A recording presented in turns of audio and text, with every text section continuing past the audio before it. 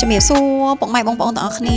មានអតិជនជាច្រើនណាគាត់បានឆាតមកសួរខ្ញុំថាចែប្រភេទផ្សារដែលពួកខ្ញុំលក់រាល់ថ្ងៃហ្នឹងជាប្រភេទផ្សារអីគេមានទីតាំងនៅណាអញ្ចឹងឥឡូវនេះខ្ញុំធ្វើវីដេអូនេះឡើងគឺដើម្បីចង់ជំរាបបងទាំងអស់គ្នាឲ្យច្បាស់ពីព័ត៌មានរបស់ផ្សារខាងពួកខ្ញុំណាចាសម្រាប់ផ្សាររបស់ពួកខ្ញុំគឺមានឈ្មោះថាផ្សារ60ម៉ែត្រថ្មីដែលមានទីតាំងនៅគម្រោង H&H នៅលើផ្លូវធំ60ម៉ែត្រហើយសម្រាប់ប្រភេទផ្សាររបស់យើងហ្នឹងជាប្រភេទផ្សារបែបប្រពៃណីខ្មែរដែលដូចទៅនឹងផ្សារថ្មីផ្សារអូអាស័យហើយនិងផ្សារអូឡ ពេចដែរគាត់ថាគម្រោងរបស់យើងនេះយើងទៅតែបង្កើតថ្មីដែលមានទីតាំងនៅលើផ្លូវធំ60ម៉ែត្រនឹងហ្មងហើយក៏ជាគម្រោងទី1ដែលទៅតែមាននៅលើផ្លូវនឹងដែរហើយប្រភេទផ្សាររបស់យើងគឺយើងមានបកគោលប្លង់រឹងជូនអតិជនទាំងអស់គ្នាហើយនឹងជាកម្មសិទ្ធិតកូនតចៅតែម្ដងហើយសម្រាប់តម្លៃតូបផ្សាររបស់យើងតម្លៃចាប់ពី 20000 ឡើងទេបងទាំងអស់គ្នាតម្លៃល្អហើយយើងមានបង់រំលោះរហូតដល់40ខែអត់គិតការប្រាក់អីណាបងទាំងអស់គ្នាហើយសម្រាប់សំណងរបស់ពួកយើងវិញយើងសាងសង់តែ20ខែបងអញ្ចឹងមានន័យថាបងអាចជាវទៅអាចយកតូបផ្សារយើងទៅប្រើប្រាស់បានដល់ទៅ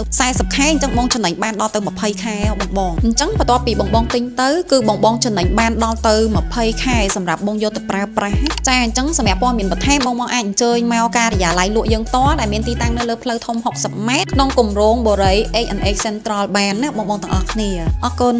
បាយបាយ